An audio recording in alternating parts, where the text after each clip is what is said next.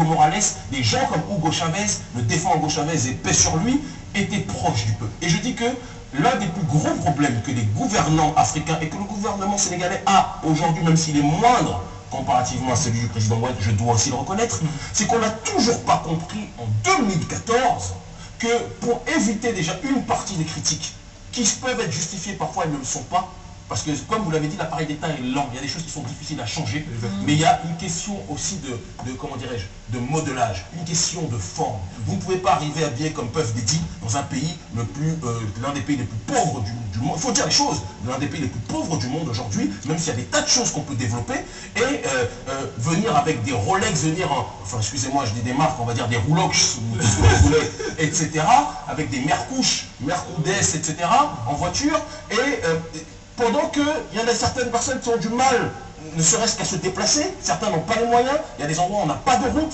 c'est-à-dire qu'il faut aussi s'harmoniser avec la réalité du peuple africain à l'heure actuelle. Je pense que ça paraît quand même pertinent.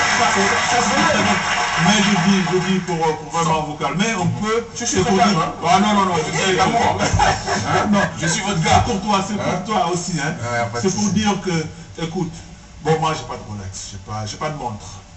Ensuite, j'ai pris la plus belle chemise et mon meilleur veste. C'est tout simplement pour m'accommoder à vous. C'est vraiment un sentiment de respect. Voilà, pour vraiment montrer combien je vous respecte. Ça, vraiment, je l'ai fait et j'ai pris le choix de le faire. Donc, je crois que c'est une question de fond.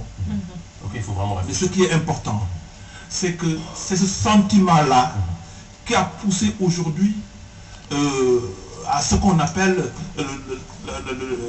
la quête des biens mal acquis. Exactement.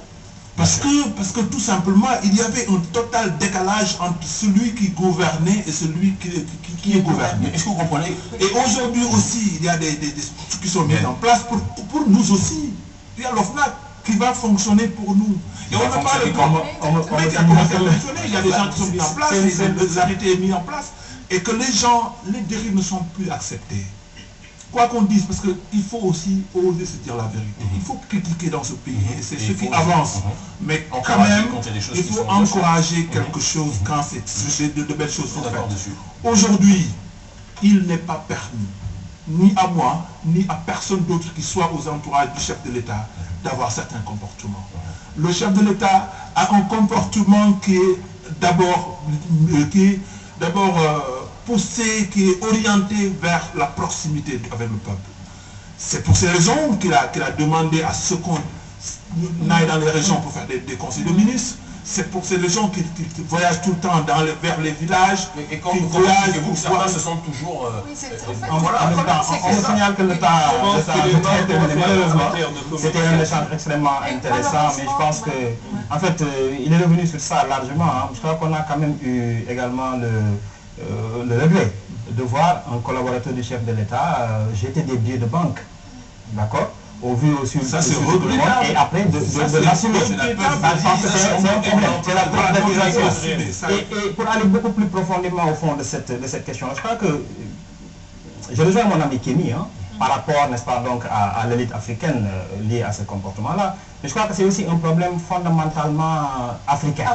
C'est-à-dire qu'il faut qu'on ait le courage de le dire. Je crois qu'en Afrique, on développe beaucoup le culte de la personnalité.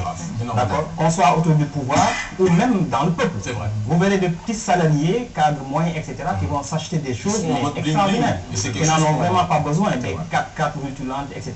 Donc je crois que c'est des questions sur lesquelles il faudrait qu'on ait le courage de réfléchir, si on veut en tout cas aller de l'avant, de pointer le doigt dans la plaie. Mais, toute chose étant dite, c'est justement l'élite qui devrait prendre sur elle la responsabilité de montrer le bon exemple.